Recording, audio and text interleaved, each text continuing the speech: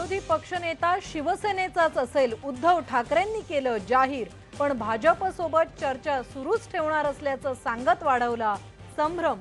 शिवसेनेने विरोधी पक्षनेते पदासाठी विधानसभा सचिवांकडे दिलंय पत्र।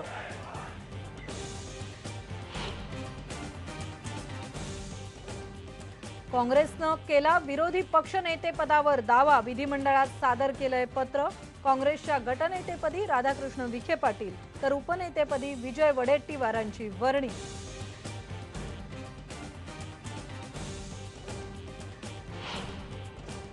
आमचा प्रयत्न हा राहील की हे सरकार योग्य पद्धतीने जिथं पावलं टाकत असेल आणि जेणेकरून सरकारला अस्थिर करता येणार नाही अशा प्रकारची भूमिका ही राष्ट्रवादी काँग्रेस पक्षाची राहील।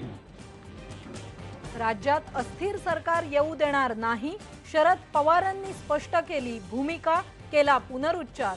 बहुमताअभावी सरकार पडू नये व्यक्त केलं मत, आम्हाला कुणी सल्ला द्यायची गरज नाही, शिवसेनेला लगावला टोला।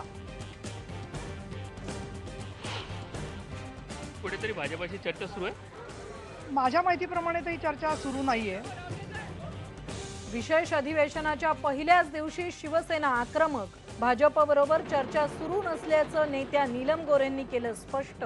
जोरदार ढोल ताशांच्या गजरात विधान भवनात प्रवेश करून सेना आमदारांनी केलं शक्ती प्रदर्शन।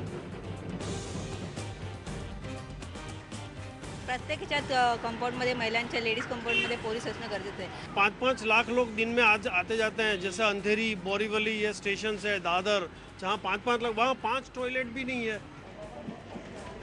रेल्वे मंत्री सुरेश प्रभूंकडून मुंबईकरांना मोठ्या अपेक्षा, महिलांची सुरक्षा, स्वच्छता आणि जादा काड्यांची मुंबईकर प्रवाशांनी केली हक्काने मागणी।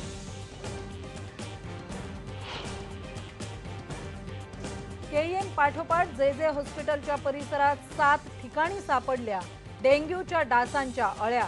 जे हॉस्पिटलला बीएमसीची नोटीस, 15 दिवसात परिसर स्वच्छ करण्याचे दिले आदेश।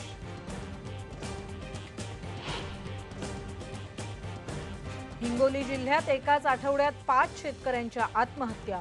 अपुऱ्या पावसामुळे दुबार पेरणी करूनही पीक न आल्यानं शेतकऱ्यांनी संपवली जीवनयात्रा।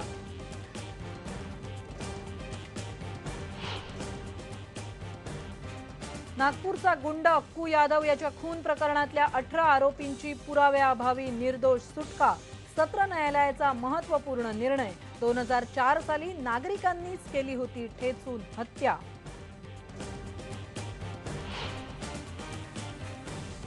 जवखेडा हत्याकांड प्रकरणातल्या 5 संशयितांची नार्को चाचणी होणार। पाथर्डी कोर्टाने दिली परवानगी, पोलिसांनी नावं मात्र ठेवली आहेत गुप्त।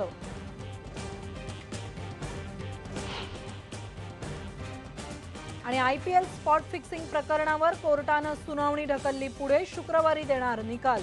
श्रीनिवासन यांना दिलासा नाही।